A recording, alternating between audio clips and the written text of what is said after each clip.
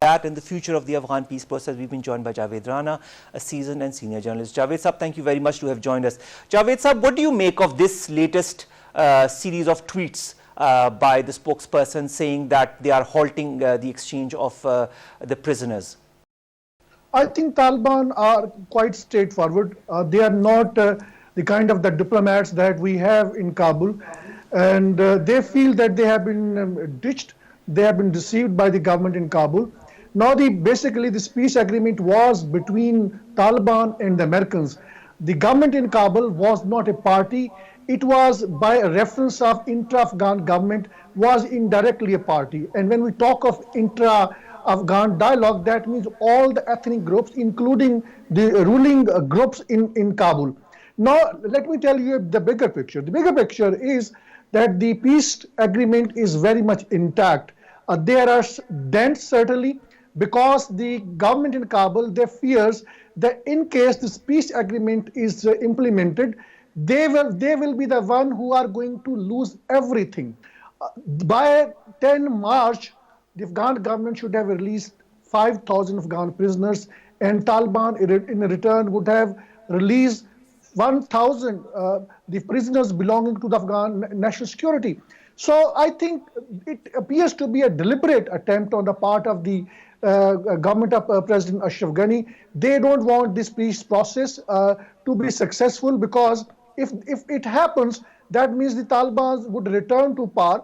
They already control much of Afghanistan, which means at least 70 to 80% area they are controlling. They have their judicial system, they have their education system, they have their own administration. So, and going by what President Donald Trump has said, that we cannot spend money in Afghanistan and we cannot give the government in Kabul a guarantee of security for the next 20 years. So, and then he said that possibly Afghan Taliban can take over the government in Kabul once the Americans leave Afghanistan.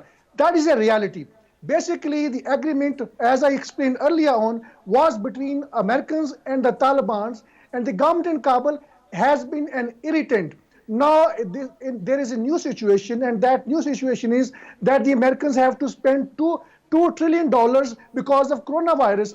There has been a loss of jobs from 10 to 15 million in USA. So there is a stronger possibility that the Americans would withdraw their troops sooner than the 14 months. So in that situation, I foresee that the Taliban can possibly overrun the government in Kabul in matter of weeks. They have the military powers. All right, Javed Sahab, that is very interesting when you say that the Afghan Taliban can overrun the government in a couple of weeks. But what is very strange to see is the reaction by the Afghan government, and I quote by Javed Faisal, who is a spokesperson for the National Security Council in Kabul. He said, "We ask the Taliban to not sabotage the process by making excuses now." I mean, I don't understand this. On one side, they are stalling it. On the other side, they are leveling accusations at the Taliban, saying that it's the Taliban that are making excuses.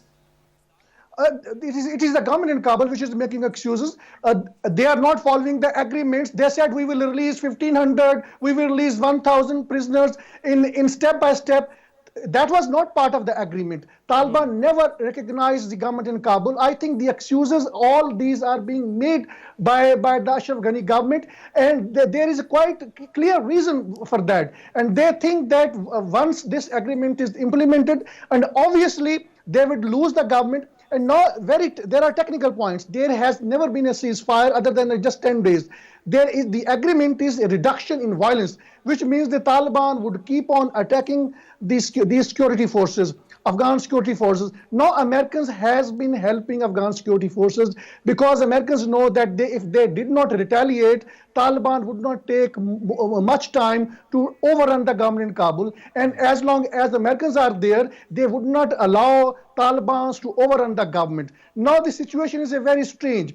Americans are feeling very disappointed, and something they have already made public. They are reducing their billions of dollars that they've been spending on Afghan government, which has gone into the corruption. And now they think that because of the squabbling within so-called two presidents in Kabul, their peace deal is in jeopardy. And I think in new situation, when the Americans are basically, they're trying to control the situation, situation in the USA because of coronavirus, it will be very difficult for Americans to handle the situation. And at the end of the day, it is going to be a kind of a war between government in Kabul and when the Taliban, who already control 70 to 80% area, and this Afghan National Army, which every year they are deserting up to 20%, and Taliban's have their molds into the Afghan army. So I don't foresee a good days for the government in Kabul and for the government of President Ashraf Ghani. And giving you a broader picture, I think now Americans have to decide up to what an extent they can support President Ashraf Ghani. If he is not... Let's talk about support to Ashraf Ghani Sahab, Javed Rana Sahab. How and when will they decide? Because the Americans have been supporting Ashraf Ghani, and we all know that since some time now.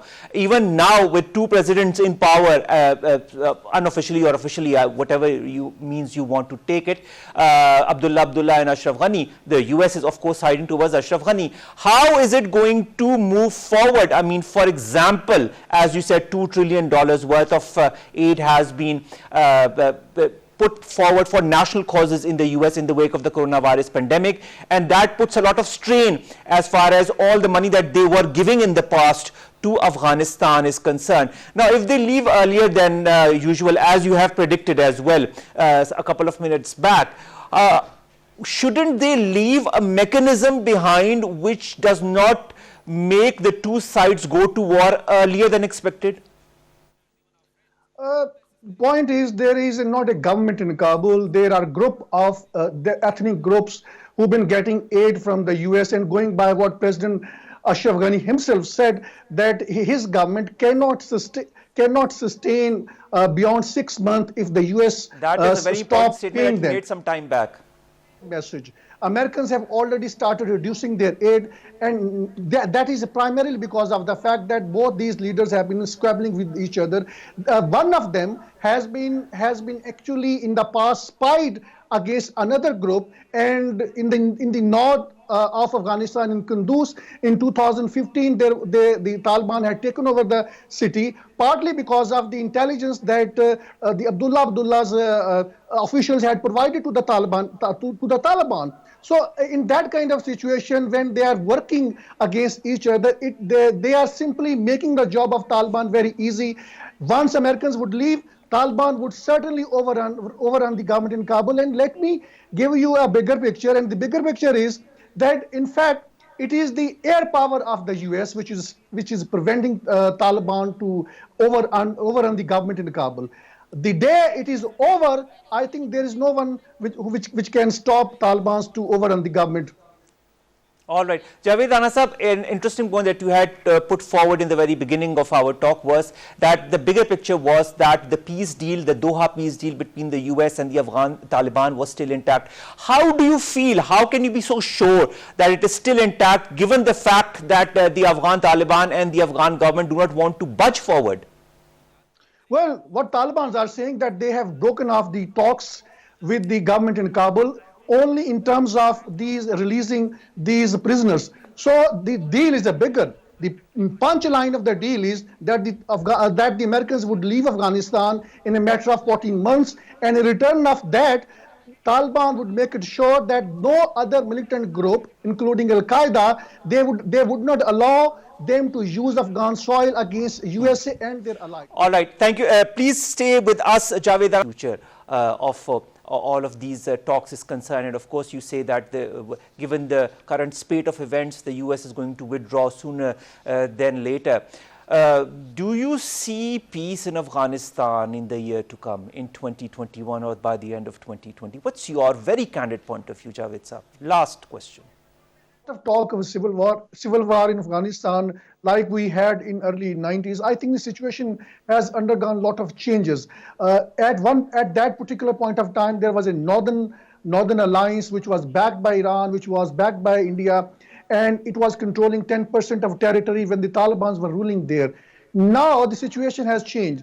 Taliban are not going to face that kind of resistance from other militant groups. So if something of that nature happens again, I think Taliban would not take much time to take over the entire Afghanistan. That is the obvious reality which all these American experts are also conceding to. And that is perhaps the reason that the President Donald Trump had to say that the Taliban would overrun the government in Kabul. This is most likely scenario. No, it is the US is under compulsive conditions to withdraw from Afghanistan because they know that this is unending war. Something Americans have been saying, that we cannot fight an unending war. Everything is to the advantage of the Taliban, of which they are benefiting enormously.